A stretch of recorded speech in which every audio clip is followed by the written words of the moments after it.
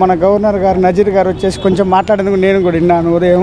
ఏంటంటే గతంలో 2014 నుంచి 19 వరకు వచ్చేసి ఎన్నో అయినటువంటి పెట్టుబడులు పెట్టడానికి ఎన్నో సంస్థల వాళ్ళు వచ్చారు, అభివృద్ధి పరచడానికి ఎంతో కష్టపడ్డారు గతంలో ఉన్నటువంటి కూటమిలో. ఇప్పుడు కూటమిలో ఉన్నటువంటి నాయకులు కానీ 2019 నుంచి 24 వరకు వచ్చినటువంటి ప్రభుత్వం వాటిని వెనక్కి పంపించే ఈ యొక్క రాష్ట్రాన్ని వచ్చేసి అతలాకుతలం చేసి చాలా ఇబ్బందికరంగా చేసిన అన్నట్టుగా మాట్లాడారు.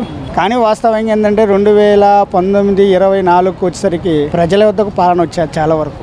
దీన్ని ప్రతి ఒక్కరూ కూడా ఒప్పుకోవాల్సినటువంటి సంఘటన. గతంలో పింఛన్ వచ్చేసి ఎవరైనా కానీ ఏదైనా ఇంటి దగ్గరికి వెళ్ళి ఇచ్చిన సందర్భం లేదు. అదే జగన్మోహన్ రెడ్డి గారు ఈరోజు పింఛన్ ఏదైతే వాలంటీర్ వ్యవస్థ ద్వారా ఈరోజు తీసుకొచ్చాడో, ఈరోజు యాజ్ ఏ ముఖ్యమంత్రి వరిలో వెళ్ళి పింఛన్ ఇచ్చారంటే అది గత ప్రభుత్వం చేసినటువంటి ఒక మార్గదర్శిగా వీళ్ళందరూ గమనించాలి. గత ప్రభుత్వం వచ్చేసి ప్రజలను ఒకవేళ ఈ రోడ్లు ఇటు కొంచెం ఇబ్బంది పరిచిండొచ్చామే కానీ ప్రజలకు కావాల్సిన సౌకర్యాలు ప్రతి ఒక్కరు కూడా సమకూర్చారు. విద్య అయితేమి, వైద్య అయితేమి, విద్యలో వచ్చేస్తే ఎన్నో పెను మార్పులు తీసుకొచ్చాడు, వైద్యంలో వచ్చేసి ఎన్నో పెను మార్పులు తీసుకొచ్చాడు. వైద్యం కోసం వచ్చేసి ఒక ఫ్యామిలీ డాక్టర్ అనే తీసుకొచ్చినట్టు ఘనత కూడా గత ప్రభుత్వం ఉంది.